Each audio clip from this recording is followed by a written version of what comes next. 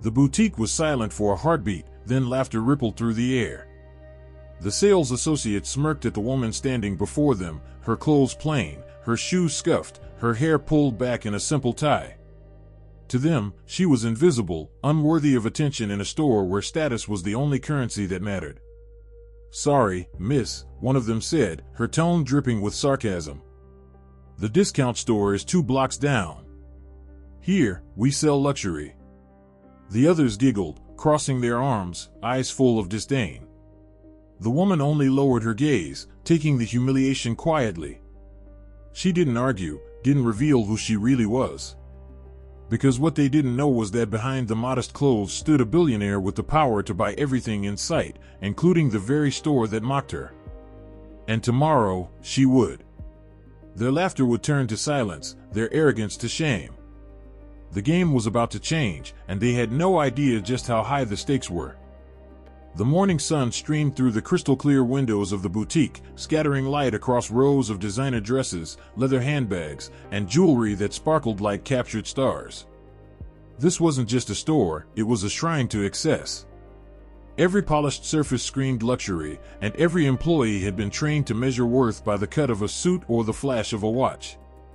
For those who didn't belong, the atmosphere pressed down like a suffocating weight. When the woman stepped inside, the faint jingle of the glass doorbell was almost an offense to the silence. She looked around quietly, her eyes trailing over the rows of items. Her jeans were simple, faded at the knees, her blouse clean but far from fashionable, and her shoes bore the unmistakable wear of years of use. She walked without hurry, without arrogance, and most importantly, without the armor of visible wealth. The first sales associate spotted her immediately. With a glance that swept her up and down, the judgment was cast, not a client worth serving. Still, she approached, feigning politeness as though it were a costume she couldn't be bothered to wear properly. "Can I help you?" she asked, though her tone suggested the exact opposite. "Yes," the woman said softly, almost timidly.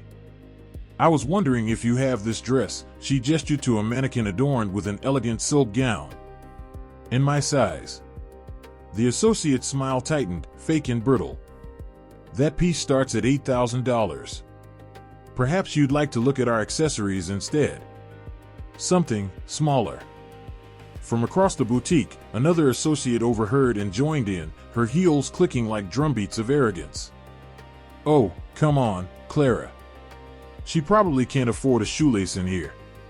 The two of them exchanged knowing glances, their laughter sharp enough to cut. The woman said nothing, her expression unreadable. She only nodded slowly, as though she were used to such treatment. Her fingers brushed lightly over the fabric of the gown, not possessive, but appreciative, as though she saw the artistry beyond the price tag. A third associate, bold and brash, stepped closer. "Sweetheart, this is Maison Rivière. Our clients usually arrive in cars worth more than that outfit you're wearing. Are you sure you're in the right place?" Their laughter filled the boutique. Even the store manager, a man in a perfectly tailored suit, stepped out from behind the counter.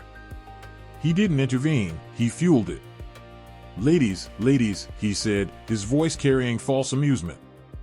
"Don't be cruel. She might surprise us. Who knows? Maybe she's been saving for years for a keychain." The associates giggled harder. The mockery grew bolder. One offered her a clearance scarf in mocking suggestion, another pretended to check if she had dirted the carpet with her old shoes. Customers browsing nearby watched but said nothing. In this temple of wealth, silence often meant agreement. The woman kept her composure. She didn't lash out. She didn't reveal herself. Instead, she quietly thanked them, even as the humiliation settled heavier with each passing second. "I see," she whispered, her voice steady. "Thank you for your time."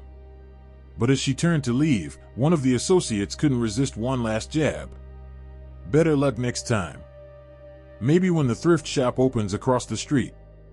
Her departure was met with stifled laughter, a chorus of mockery that followed her out the glass doors and onto the pristine sidewalk. She walked slowly, her face calm, her movements unhurried.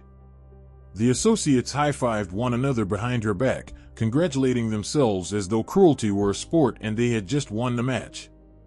What no one in that boutique realized was that their cruelty was being etched into memory. The quiet woman they had mocked was not powerless, nor was she poor. She was a billionaire who had chosen, just for a day, to walk into their world dressed as ordinary. She had come seeking to understand how they treated people who didn't shine with wealth. And they had revealed themselves completely. The humiliation was public, sharp, and unforgettable. But its true weight would not fall on her. It would fall on them. Because tomorrow, she would return.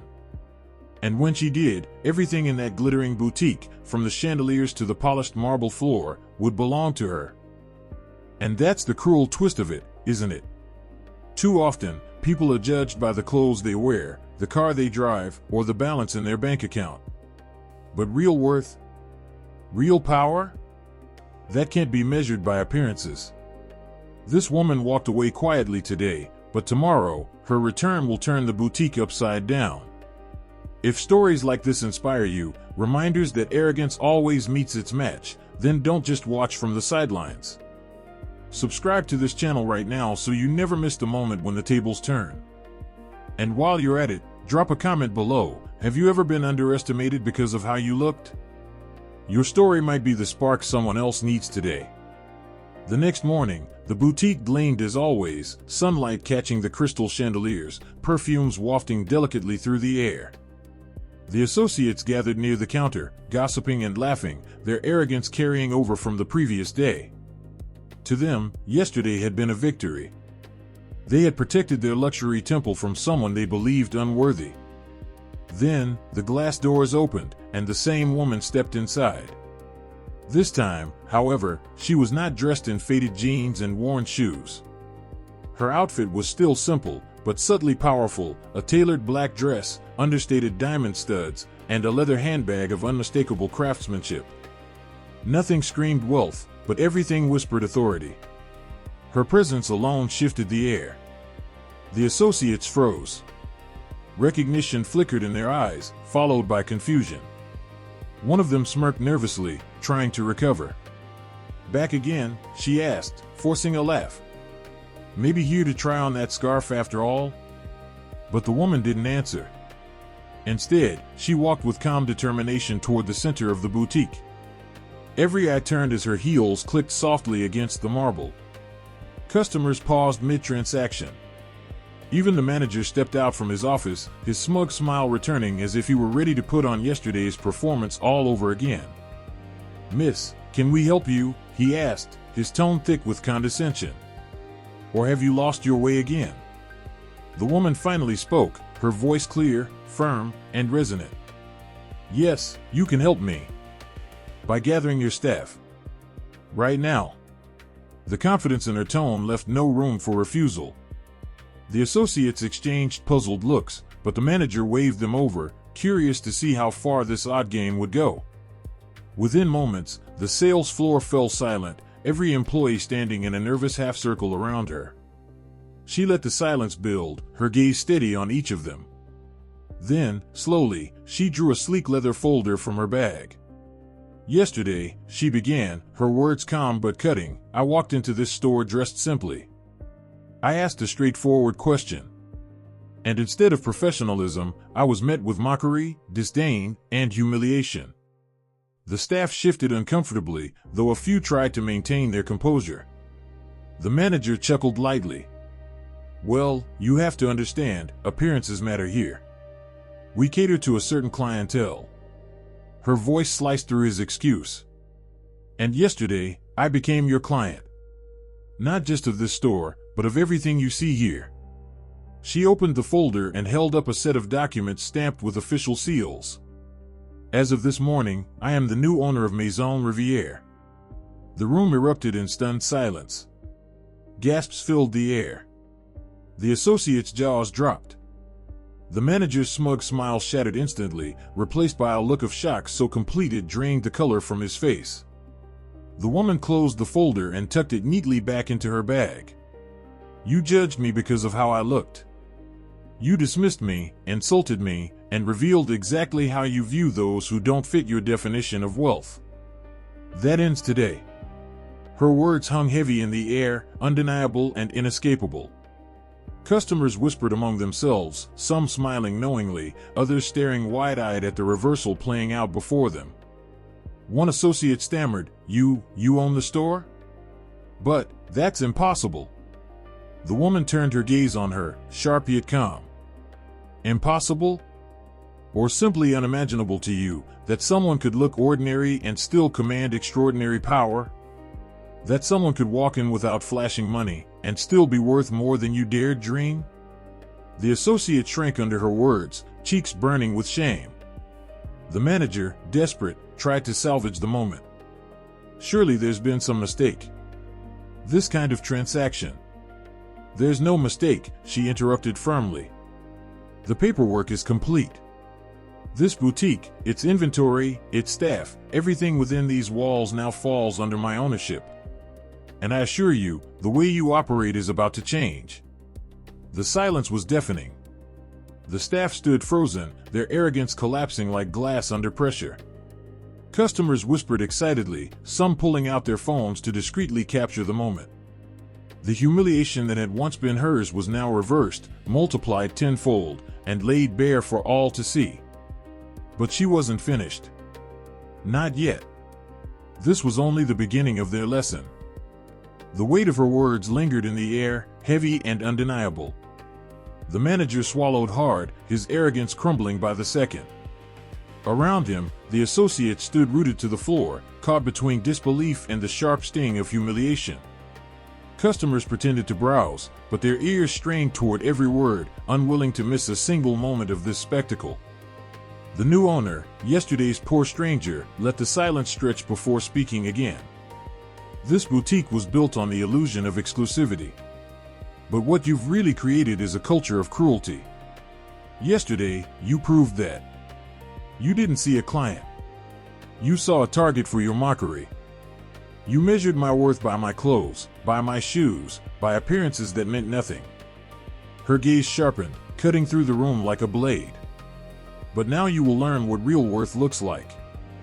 The manager opened his mouth, perhaps to beg forgiveness, but her raised hand silenced him instantly. From this day forward, things will change.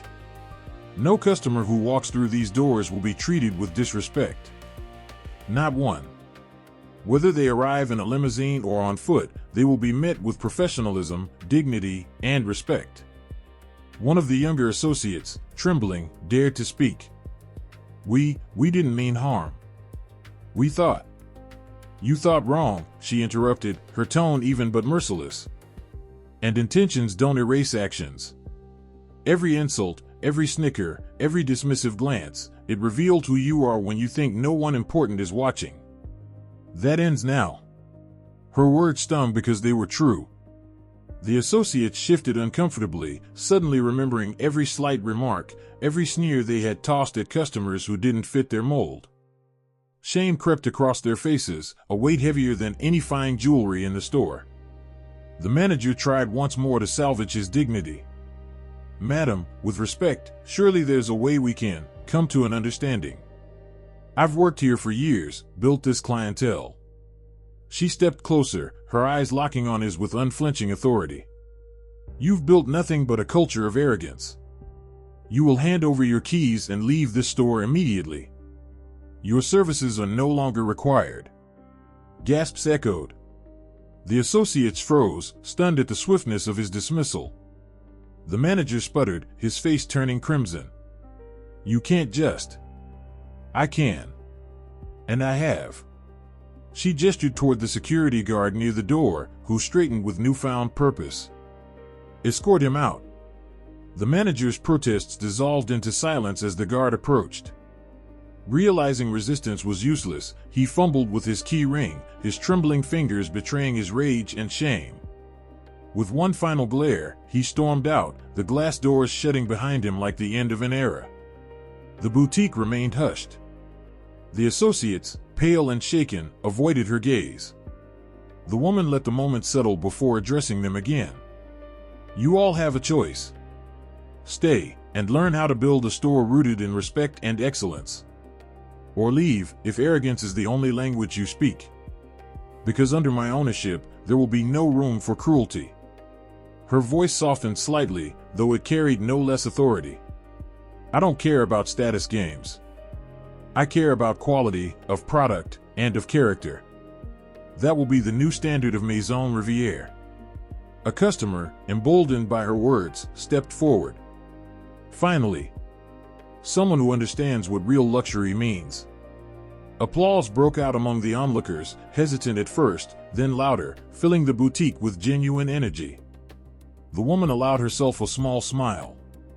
She hadn't raised her voice once, yet her presence had commanded the room more than any shout ever could. Her quiet dignity had become their reckoning. She turned to the associates one last time. "Remember this: yesterday, you laughed at me. Today, you work for me. And tomorrow, you will learn to value every soul who walks through these doors." The boutique erupted in whispers and applause again, the weight of her message settling deep. The tide had turned completely. The humiliated stranger was gone. In her place stood the owner, the woman who had taken their cruelty and transformed it into undeniable power. The boutique hummed with a different energy now, less the hollow clink of crystal and more a quiet electricity of accountability. Word of the owner's reveal had spread through the neighborhood faster than any press release could.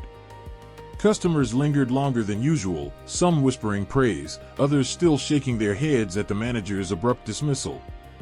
Inside, the associates stood clustered together, faces pale and uncertain, as the reality of what had just happened settled like dust on the polished counters. The woman who had been mocked yesterday, now the woman who owned Maison Rivière, moved through them with composed steps. She did not raise her voice or demand dramatic apologies. Instead, she listened. One by one, staff members approached, their mouths opening and closing with awkward attempts at contrition. Some said they were sorry for how they had behaved. Others offered lame excuses about the culture or keeping standards. She accepted none of the excuses with indulgence. Instead, she treated each confession as a chance for change. "To be sorry is a beginning," she said softly, looking each person in the eye. "But remorse must become action. If you truly care about customer service and about people, prove it." She then outlined a plan plainly and firmly. Those who wished to stay would go through a comprehensive empathy and customer care retraining program. Those who could not, or would not, would be given fair severance and help to find other positions. The message was clear: no cruelty tolerated, but paths to redemption were available for those willing to learn. The janitor, still in simple clothes, his hands a little shaky from the shock in the morning's work, watched her with a mixture of disbelief and relief. She approached him and extended a hand, not to patronize but in genuine respect. "You deserve better treatment," she told him. "Starting today, everyone in this building will be treated better. I want you to know that I see you." She handed him a card, an invitation, not for money or titles, but for something gentler, the invitation to speak directly should he ever face mistreatment again.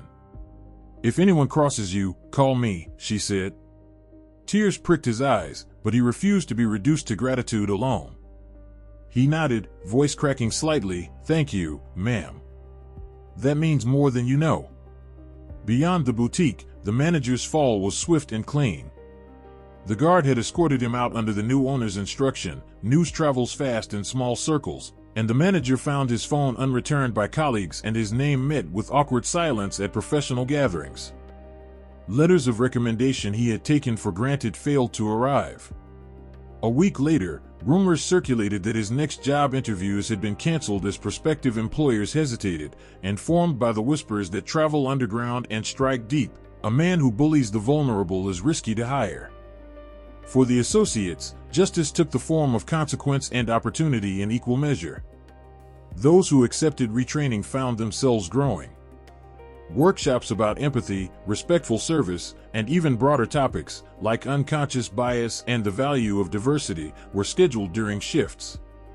Some associates flourished in the new environment, discovering that warmth and genuine service won returning customers more reliably than sneers ever did. For them, the humiliation they had once inflicted transformed into a lesson they would carry for life. Not all stories ended in redemption. A couple of employees, resentful and unrepentant, chose to leave. The owner did not push them. She believed in the dignity of choice, but the consequence was unmistakable. A workplace began to clear of toxicity, replaced by a staff that learned to value people over false prestige. Customers noticed the difference too.